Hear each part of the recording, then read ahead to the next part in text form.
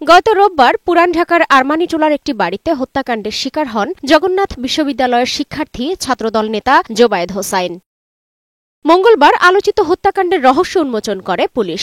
সংবাদ সম্মেলনে ডিএমপির অতিরিক্ত কমিশনার এস.এন. নজরুল ইসলাম জানান, হত্যাকাণ্ডের মাস্টারমাইন্ড জোবায়েদের ছাত্রী ও প্রেমিকা বর্ষা। জোবায়েদ ও মাহির দুজনের সঙ্গেই বর্ষার প্রেম ছিল। তিনজনের সম্পর্কের টানাপোড়েনে জোবায়েদকে হত্যা করে মাহির, যার মূল পরিকল্পনায় ছিল প্রেমিকা বর্ষা। হত্যায় মাহিরের সাথে অংশ নেয় বন্ধু ফারদিন আহমেদ আইলান। বর্ষার পরিকল্পনা অনুযায়ী জোবায়েদকে হত্যা করার তারা সিদ্ধান্ত নেয়। সেই সিদ্ধান্ত মোতাবেক তারা এই ঘটনার দিনে সে প্রাইভেট পড়াতে আসবে 4টার সময় এই ইনফরমেশনটা পাস করে মাহির তার বন্ধু আইলান সহ তারা পরিকল্পনা মাফিক আগেই তাদের বাসার নিচে এই গলিতে অবস্থান করে।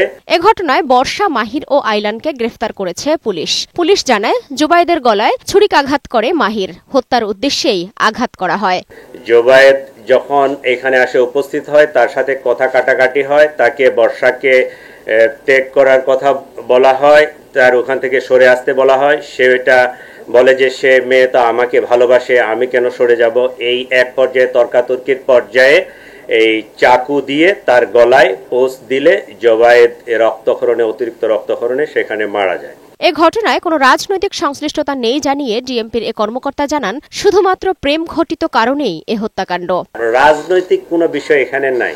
এটা ত্রিভুজ প্রেমের কাহিনী, কমপ্লিটলি ত্রিভুজ প্রেমের কাহিনী। এটাকে রাজনৈতিক কালার দেওয়ার কোনো সুযোগ নাই বা আমরা ওইদিকে তেমন কিছু পাইও নাই। এ ঘটনায় পারিবারিক কোনো সম্পৃক্ততা পায়নি পুলিশ। হত্যাকাণ্ডে আরও কেউ জড়িত আছে কিনা তা খতিয়ে দেখা হচ্ছে বলেও জানান ডিএমপির অতিরিক্ত কমিশনার।